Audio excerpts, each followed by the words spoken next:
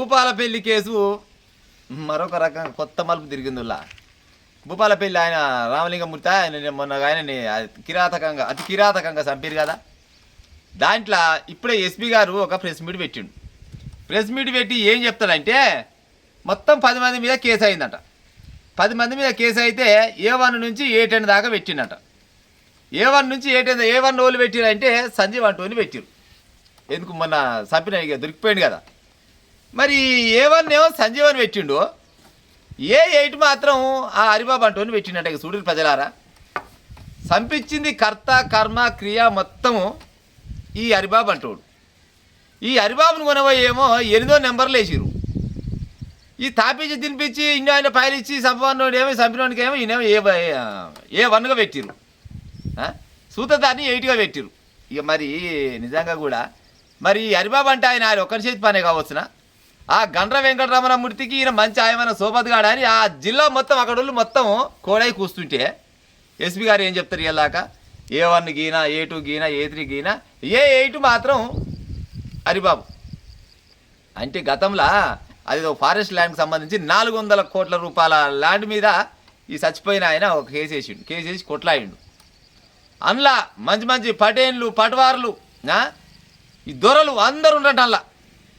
అంటే వాళ్ళందరూ తప్పిస్తందుకు ఈ అడ్డొచ్చిన ఈ రామలింగమూర్తి రాజలింగమూర్తి ఉండేగా ఈయన చంపేసిరు. గింత పాపం చేస్తే చంపినోడు మొత్తం సూతదారి మొత్తం ఆడు వాడిని 8గా పెడితే సినిమాలంగా పిట్టి కేసు పెట్టపోయారు సార్. ఏదో అమ్మ తాయి తప్పాయి లొలి పెట్టిన అన్నట్టు. ఆల్రెడీ చంపినాక ఎట్టెట్ట చంపిండు ఏం కథ అని పోయి ఇద్దరు కలిసి ఆ ఓళ్ళు మన హరిబాబు అంటే ఆయన ఈ సంజయ్ ఇద్దరు కలిసి మాట్లాడుకొని నువ్వు చెప్పిన ప్రకారంగా కంటే ఇంకా 4 ఇంతల ఎక్కువ నరికి చంపినాం, 7 కాడికి పేగులు మొత్తం బయట వేసి ఇంకా మెడకేసుకొని తిరుగుదాం అనుకుంటే ఇక ఆసన వస్తుంది అనుకొని పోయినాను ఏమేమి మాట్లాడుకొని పాడేరో. కానీ గంత అద్రగానంగా అన్యాయంగా చంపేసి ఇక ముచ్చట పెట్టుకొని మాట్లాడుకొని పోయినోన్ని సరేనా. ఇప్పుడైతే ప్రస్తుతానికి అయితే నాకు గలవక తర్వాత అంటే మళ్ళీ పశల గురించి కూడా ఫోన్ చేసిండట సమాచారం. పశల గురించి ఫోన్ చేస్తే పశల గురించి నాకు ఇప్పుడు ఫోన్ చేయక ఇప్పుడు అసలే మనం పంచాయతీ జరిగిన తర్వాత చెప్పని చెప్పిండట.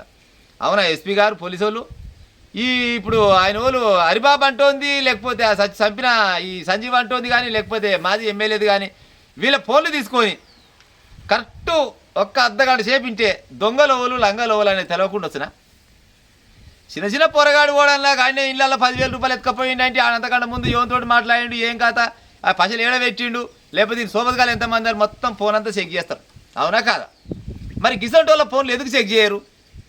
ఎన్ని పెద్ద తలకాయలు ఉన్నాయి.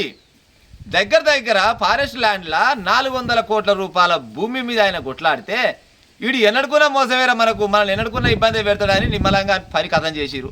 సీసీ కెమెరాలు లేని కాడ లైట్లు బంద్ చేసి 10 మంది దగ్గర కలిసి వేట కొడవలతోటి ఉరికిచ్చి వేటాడి అతి కిరాతకంగా చంపితే భూమి పంచాలి చచ్చిపోయిండు. 6 గుంటల భూమి పంచాలి చచ్చిపోయిండు. గీదా మీరు చెప్పే ముచ్చట సార్? నిజంగా జర మీరు పబ్లిక్ సర్వెంట్లు, పబ్లిక్కు న్యాయం చేసే ఉపాయం చేయరు, డబ్బున్నోనికి న్యాయం చేసే ఉపాయం కాదు. మీరు నిజంగా కూడా ఆయన చచ్చిపోయిన ఆయనకు న్యాయం చేయాలన్నా లేకపోతే రేపన్నాడు గిసొంటోళ్ళు భయపడాలన్నా కానీ ఇది ఎందుకు జరిగింది, ఎవరు చేయించిండు, దీని వెనకంగా ఉన్న లీడర్లోడు ఈ మాజీ ఎమ్మెల్యే అని కొంతమంది అంటారు. ఇప్పుడు ఈడేమో ఈ హరిబాబు అంటోడేమో ఈ మాజీ కౌన్సిలర్ అంట, చైర్మన్ అంట ఆయన. ఈయనకానికి ఎందుకు పంచాయతీ వచ్చింది, అసలు ఈయన మీద 14 రకాల కేసులు ఎందుకు పెట్టిరు, పీడీ యాక్ట్ కింద కేసు ఎందుకు అయింది, అలా ఊర్లోనే అడుగురు లేకపోతే చెప్తారు. చంపి ఏకంగా చంపించినోడు ఇద్దరు కలిసి ములాఖాతు చేసుకొని ముచ్చట పెట్టుకొని ఎంజాయ్ చేసి బాగా చంపినవారు ఆడంటే బాగానే చంపినవారు ఈడనుకొని వీళ్ళందరూ కలిసి తిరిగితే 8వ నెంబర్లో పెడతా హరిబాబుది. ఇది ఎంతవరకు న్యాయం అయితే సార్? ఇది చట్టాల మీద నమ్మకాలు పోయేది గిసోంటి వల్లనే. గిసోంటికి కథలో పడితే మరి జనాలు ఏమనుకుంటారు అంటే అసలు వాస్తవానికి రాష్ట్రంలో మస్తు మంచి ఆఫీసర్లు కూడా ఉన్నారు కానీ అక్కడక్కడ గిసోంటి పని చేస్తే మొత్తం డిపార్ట్మెంట్ మీదనే నమ్మకం పోయేటట్టు ఉంటుంది. రేవంత్ రెడ్డి గారు జర ఎట్లా చేసి ఈ కేసును మాత్రం డీల్ చేసి మీరు దగ్గర నుండి చేపిస్తారా లేకపోతే హోంశాఖని పంపిస్తారా లేకపోతే ఆయవన్నులను పంపిస్తారా తెలియదు కానీ ఎందుకు చంపిరు, ఏమక్కడ చంపిరు, ఈ చంపిన వాళ్ళ వెనకంగా ఏ మోతవారు ఉన్నాడు, ఎంత పెద్ద లీడర్ ఉన్నాడు, అది మొత్తం బయట పెట్టి జనాలకు న్యాయం చేయాలి, ఆ ఊరోళ్ళకి న్యాయం చేయాలి, చచ్చిపోయిన కుటుంబానికి న్యాయం చేయాలని మా ఛానల్ తరఫున కోరుకుంటున్నాం. ఇక ఉంటాం సార్.